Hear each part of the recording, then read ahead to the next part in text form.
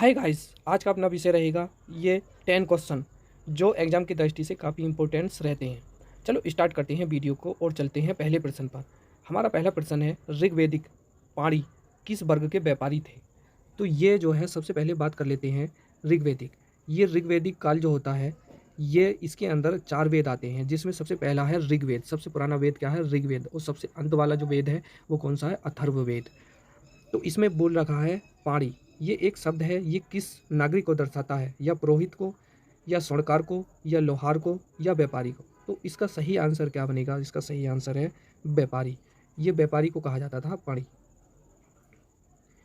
ऋग्वेदिक पाणी व्यापारी वर्ग के नागरिक थे, जिसमें राय के अनुसार, किसके? राय के अनुसार जो पाणी जो शब्द है जो पण से बना है, जिसका अर्थ होता है विनिमय। विनिमय का अर्थ होता है आदान प्रदान। जो वस्तु को आदान प्रदान करता है तो उसको क्या कहा जाता है? विनिमय कहा जाता है।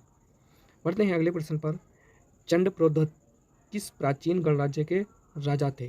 पहले ऑप्शन पर है काशी के, अंग के, अवंती के, या बज्जी के। तो इसका जो सही आंसर है वो कौन सा है फ्रेंड्स? सी, अवंती के राजा चंडप्रोद्भत थे। इसके बारे में समझ लेते हैं। जो चंडप्रोद्भत, जो अवंती प्राचीन गणराज्य के राजा हैं, राजा प्रोद्भत अपने समकालीन राजाओं में सबसे ज़्यादा क्या थे? श्रेष्ठ थे। अंततः इन्हें चंड कहा जाता है। बौद्ध ग्रंथ विनय पिटक के अनुसार चंड प्रोद्भत के समय मगध नरेश जो बिंबिसार के साथ मैत्रीपूर्ण संबंध रखते थे।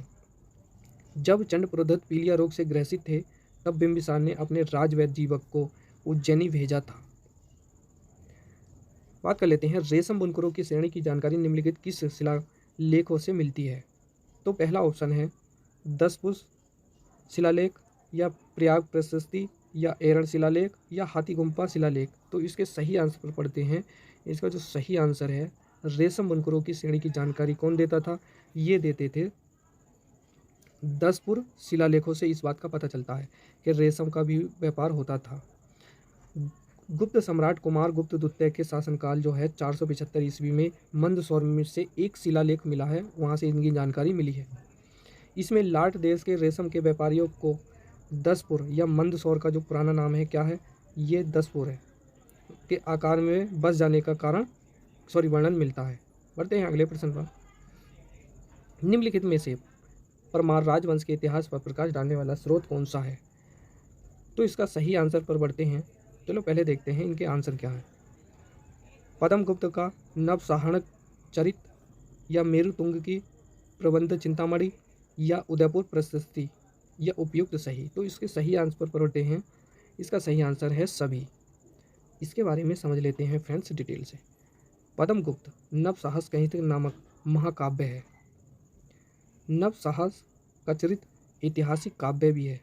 इसमें मालवा के राजा जो सिंधुराज हैं, नवसाहस के चरित्र का भी वर्णन इनके अंदर मिलता है। प्रबंध चिंतामणि के रचनाकार कौन से हैं? मेरुतुंगाचार्य को कहा जाता है। यह ऐतिहासिक ग्रंथ 5 खंडों में विभाजित है। इन खंडों में से विक्रांत, सातवाहन, मूलराज, मुंज, नृपति, भोज, सिद्धराज, जयसिंह, कुमारपाल, लक्ष्मण सेन, जयचंद आदि के विषय में जानकारी इसके अंदर मिलती है। प्रबंध चिंतामणि की बात कर लेते हैं। उदयपुर प्रशस्ति से हमें भोज की राजनीतिक उपलब्धियों के बारे में सूचना प्राप्त होती है। इस प्रशस्ति के अनुसार भोज ने चेंदीश्वर, इंद्र, रथ, तोगल, राजा भीष्म, कर्नाट, लाट और गुर्जर के राजाओं का तथा तुर्कों पर विजय का वर्णन मिलता है उदयपुर प्रशस्ति लेख में।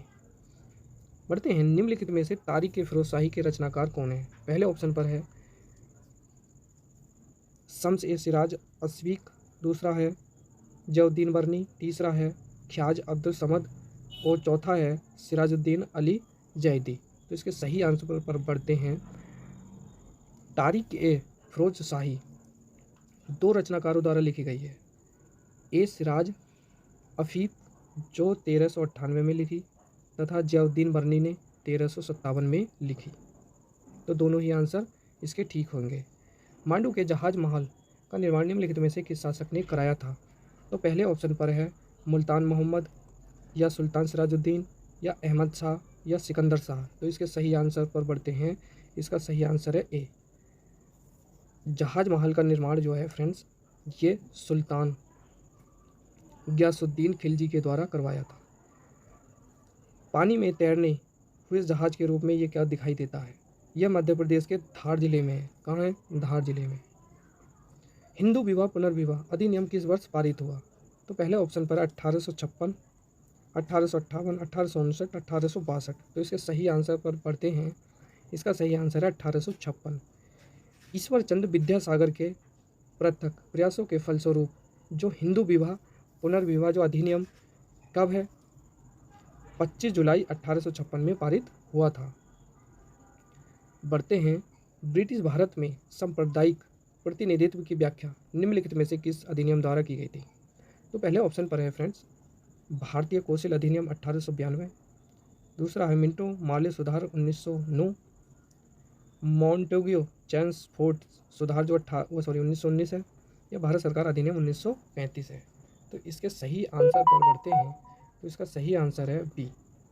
क्या 1800 मॉल्टे सुधार जो है कौन सा? 1909 के द्वारा ब्रिटिश भारत में सांप्रदायिक प्रतिनिधित्व की व्याख्या की गई, अर्थात पहली बार मुस्लिम संप्रदाय के लिए पृथक प्रतिनिधित्व का उपबंध किया गया। वहीं इसके अंतर्गत मुस्लिम सदस्यों का चुनाव मुस्लिम मतदाता ही कर सकते थे। लॉर्ड मिंटो सांप्रदायिक निर्वाचन के जनक के रूप में जाना जाता है। तो दोस्तों आज की वीडियो केवल इतनी ही रहेगी। तब तक के लिए धन्यवाद।